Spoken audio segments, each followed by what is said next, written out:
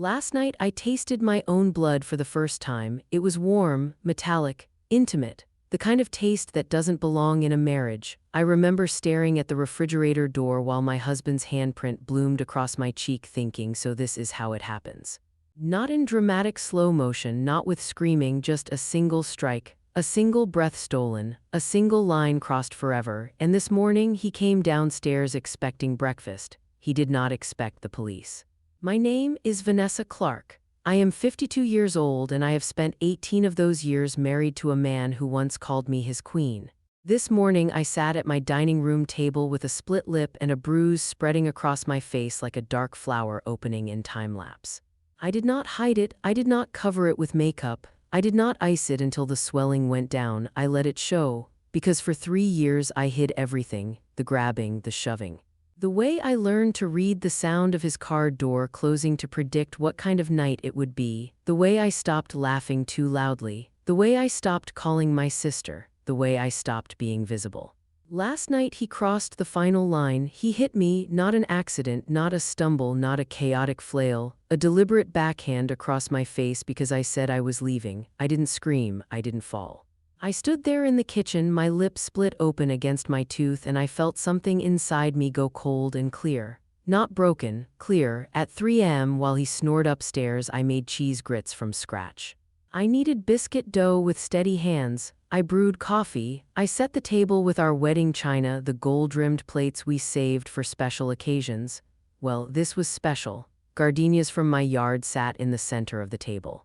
The same flowers from my bouquet 18 years ago. The house smelled like butter and coffee and endings. When Terrence came downstairs at 8:05, he looked confused, then pleased. He saw the table. He saw my navy dress.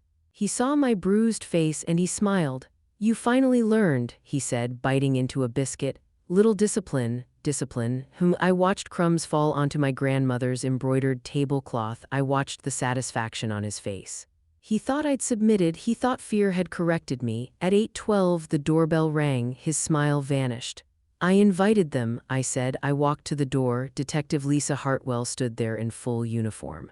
Behind her was Pastor Jerome, behind him my sister Denise, already crying. They looked at my face. Their expressions changed, slowly, deliberately. They followed me inside. Terrence dropped his biscuit. "What is this?" he whispered.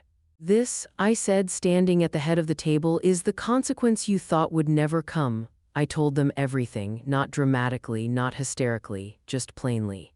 The accusation that shattered his career 3 years ago, proven false but still devastating. The drinking that followed, the anger that turned outward, the control, the isolation, the first time he grabbed me, the second. The way he made me feel responsible for his ruin, and last night, the strike, the blood, the way he told me to clean myself up because I was bleeding on the floor. Silence filled the room when I finished. Pastor Jerome's voice trembled. "Brother Terrence," Lisa stepped forward. "Mr. Clark, you are under arrest for assault." "No," he breathed. "Vanessa, you can't. I'm your husband." It's strange how small that word sounded in that moment. Husband, it once meant protector, now it meant threat. "It stopped being private when you hit me," I said quietly. "You'll regret this," he whispered as Lisa cuffed him. "Maybe, but regret in freedom is lighter than love in fear." The click of the handcuffs echoed through the dining room, and just like that, the man who thought he owned me was led out of my house. After the door closed, my knees gave out. I cried, not because I wanted him back. Not because I doubted myself, but because grief and liberation share the same heartbeat sometimes. The days that followed were heavy: police reports, restraining orders, divorce papers, therapy, nights in a too-quiet house.